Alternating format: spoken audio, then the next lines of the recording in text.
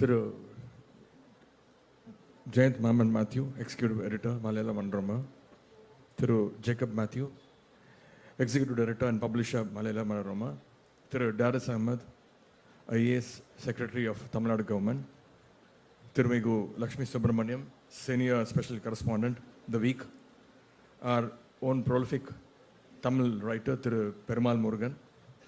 Distinguished writers, filmmakers and artists across from the country. Eminent personalities from the world of art and literature. The distinguished audience gathered here. Dravada Muneta Kazhakode Kerala Manila Maipalar Thiru K.R. Murugesan. Press and media. Anaivarukkum Vanakkam, Ellavarukkum Namaskaram, and good afternoon to everyone. Paramparayamum Perumayum Konda Malayala Manorama Pathirikai Nadathuginra இந்த சிறப்புக்குரிய கலை இலக்கிய திருவிழாவில் பங்கேற்று பேசுவதில் நான் மிகுந்த பெருமை அடைகின்றேன், மகிழ்ச்சி அடைகின்றேன். I'm happy to speak at this prestigious art and literature festival organized by the Malayala Manorama, one of India's oldest newspaper serving the nation since 1890s. Even though I'm outside Tamil Nadu now, I don't feel like being away from home. Looking at all of you, I feel like being at a place that is as close as and welcoming as my own home. அந்த அளவிற்கு ஒரு அன்பையும் வரவேற்பையும் கேரள மண்ணில் நீங்கள் இன்று எனக்கு அளித்திருக்கின்றீர்கள். As there are too many sessions and several distinguished speakers I have to address you, I want to make my speech as short as possible. I feel honored to speak on the topic literary and linguistic ethos in Dravidian politics, as it is a subject at the heart of Tamil Nadu's identity and history.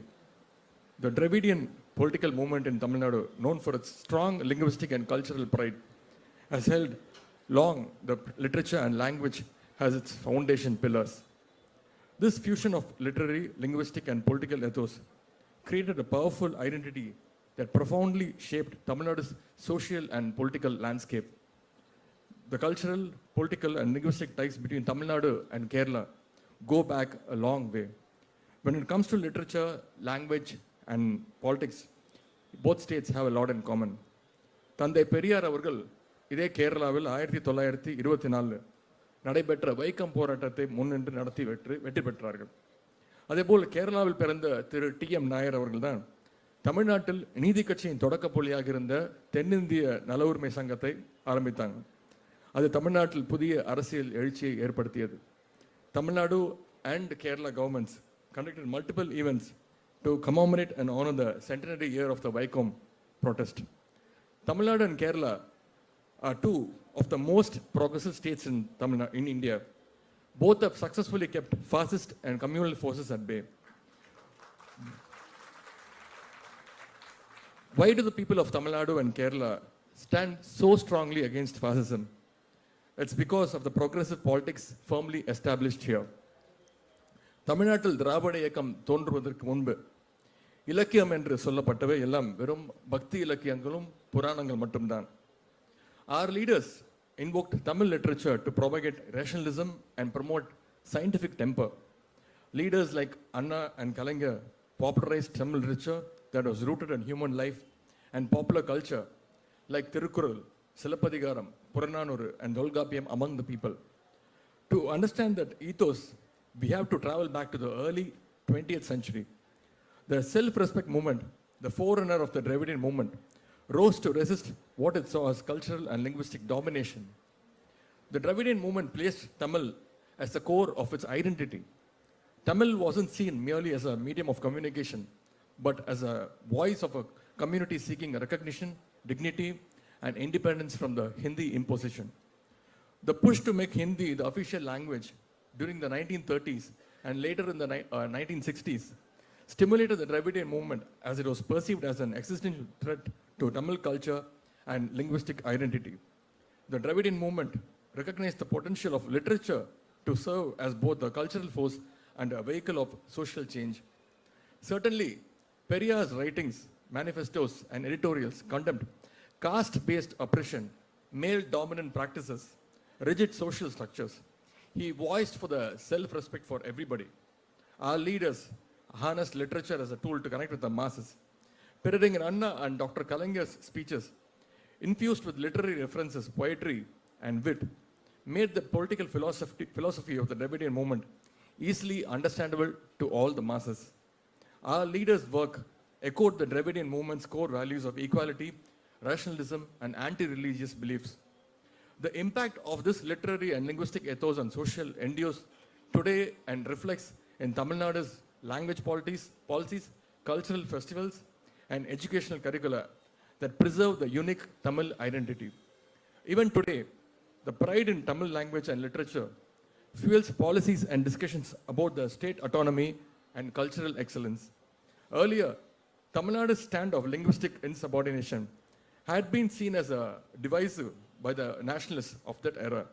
They thought our opposition to Hindi imposition would eventually lead to the nation's disunity. However, after many decades, history has proved otherwise, that so-called nationals who still want to impose Hindi on all the Hindi, non-Hindi speaking states are indeed divisive and a threat to the national unity. So I'm standing in front of you with a sense of pride that struggles carried out by the Dravidian movement in Tamil Nadu have in fact saved most of the Indian state languages from falling prey to the Hindi imposition. இன்றைக்கு இந்தியாவில் மாநில மொழிகள் உயிரோடு இருக்கிறது என்று சொன்னால் அதற்கு மிகப்பெரிய காரணம் நாங்கள் சார்ந்திருக்கக்கூடிய திராவிட இயக்கம் என்று சொல்லிக் கொள்வதில் நாங்கள் மிகுந்த பெருமை கொள்கின்றோம். The Dravidian movement also attempted to rationalize the Tamil language itself. Our leader, Periyar, questioned the gender-biased words in Tamil languages such as vidavai, which means a widow, and also the word bachari, which means prostitute. And Periyar asked what equivalent words were there to refer to a man who loses his wife and the one who visits a prostitute. Surprisingly, Periyar raised these issues when feminism has not even caught the imagination of the European societies. The Dravidian politics questioned all the pre-existing interpretations over Tamil literature, and it introduced fresh and progressive meanings. This is the main reason Tamil has become a political weapon of the Dravidian movement, with which it was able to rally large numbers of people, particularly the working class. As Dravidian leaders expanded the reach, Tamil cinema became an influential platform to amplify the Dravidian ideology. Before 1950s, Tamil cinema was heavily Sanskritized and released with anti-scientific themes. That era's cinematic language was accessible mainly to the upper caste and the affluent audiences. Downtrodden people watched cinema, but they hardly understood anything. It was the advent of the Dravidian movement that changed the situation. However, later, after the 1950s, cinema emerged as a dominant medium for political messaging, with movies delivering socially conscious narratives and dialogues that resonated with the masses. Dialogue writing became an art form through which the political ideals could be seamlessly woven into entertainment, achieving unprecedented reach among both the urban and the rural audiences. Peraringer Anna's movie, Velaikari, which means the servant maid, a drama that laid bare the injustice of caste and class, resonated with audiences and showcased Tamil literature's potential for societal transformation. Dr. Kalangar's famous movie, The Parasakti, reshaped the screen language of Tamil cinema world. Dr. Kalangar infused his screenplays with messages that challenged caste hierarchies, advocated for rationalism, and questioned traditional authority. His use of culturally resonant dialogues made the Dravidian ideology relatable and impactful, paving the way for political aspirations through the emotional power of cinema. Before entering politics, as you all know, I had a small stint in the Tamil film industry. The Tamil film industry is doing business as billions now. Similarly, we have a very thriving film industry in Kerala. In fact, I like most of the Malayalam films being made in the recent times. Likewise, Telugu and Kannada film industries are also performing very well. But think for a moment, does any other language in any North Indian state have spawned a vibrant film industry like in South India? The answer is a very big no. Almost all the languages spoken in the North Indian states have given way to Hindi. As a result, they have only Hindi films, that is Bollywood. Mumbai is extensively producing only Hindi films now, not Marathi films, not Bhojpuri, not Bihari, Haryanvi, and Gujarati films industries. They receive far less attention compared to Bollywood and Hindi films. Sadly, many other states in North India do not even have their own film industry. If we fail to protect our language, then Hindi will take over our culture and erode our identities.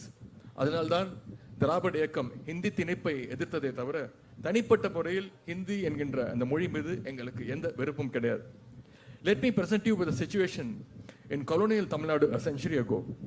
In the cultural domain, those who spoke Sanskrit were held in high regard in the society. Sanskrit denied equality, honor, and progress to the Tamil masses, especially to the lower caste, women, and the working class people. முன்னொரு காலத்தில் தமிழ்நாட்டில் கலாச்சார விஷயங்களில் சமஸ்கிருதம் பேசுவர்கள் தான் அதிக மரியாதை தரப்பட்டது. If someone wanted to become a doctor back then, they had to pass entrance exam in Sanskrit.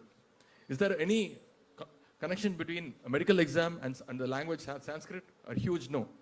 Just like NEET today prevents students from the rural, backward, and marginalized backgrounds, Sanskrit was once used as a barrier to keep many from studying medicine. It was the Justice Party that eventually removed this mandatory Sanskrit requirement for the medical admissions.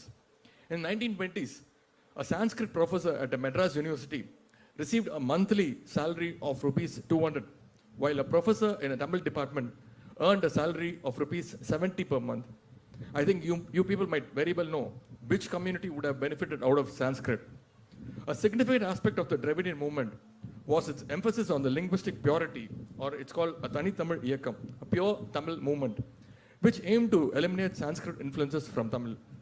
By consciously developing vocabulary that avoided Sanskrit roots, Dravidian leaders and intellectuals promoted a form of Tamil that reinforced Tamil Nadu's cultural autonomy. Thandai Periyar launched a vehement propaganda against the Sanskrit supremacy, which was forced upon the Tamil people in their ritual and cultural activities. However, at the same time, Thiru C. Rajagopalachari's government decided to introduce compulsory Hindi in the schools in the 1937. Periyar predicted that they were imposing Hindi first with the aim to bring in Sanskrit subsequently. Hence, Periyar announced agitation against the move to introduce Hindi in the schools. This protest started in 1937 and continued till 1940s. This protest succeeded in preventing Hindi imposition. This is famously called the first Tamil language struggle. தமிழ்நாட்டில் ஹிந்தி திணிப்புக்கு எதிராக 100க்கும் அதிகமானவர்கள் தங்களுடைய இன்னுயிரை நீத்தார்கள்.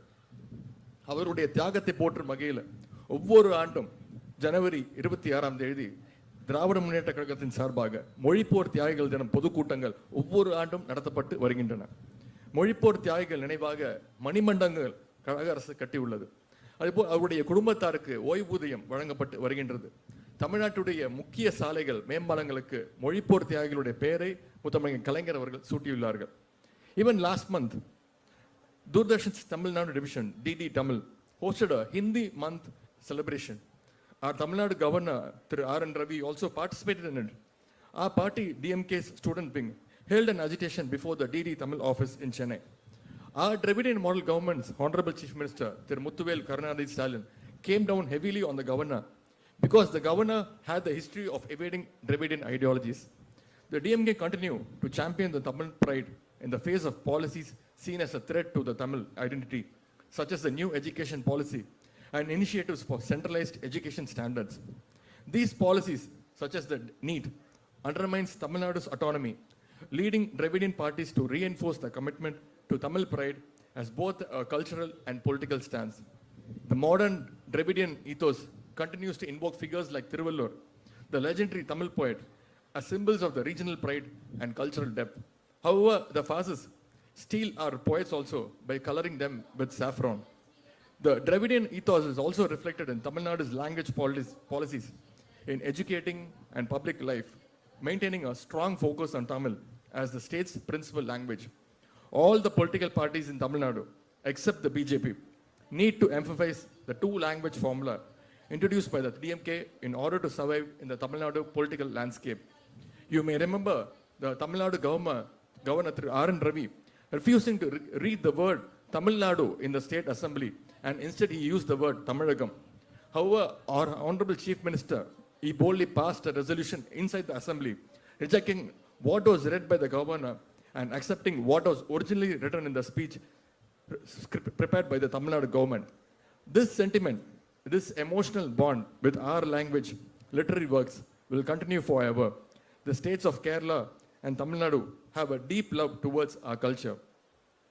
We both of us, face a threat from the BJP, which is trying to impose its vision of one nation, one election, one culture, one language, one food, one dress code, and one religion on us and all other Indian states. Let us join hands and stand together to protect our languages, our cultures, and our literature from all the states in India, especially from the fascist force of the BJP. And I want to tell you that I still have the brick safely with me, and whenever the union government is allotting the fund, I'm ready to give it to the government. And in conclusion, I'm proud to say that I come from this Dravidian legacy. I represent the idea of Dravidian life, and I will do it till the end of my life, whether we are in the power or not. Thank you for this opportunity. Nandri, Vanakkam.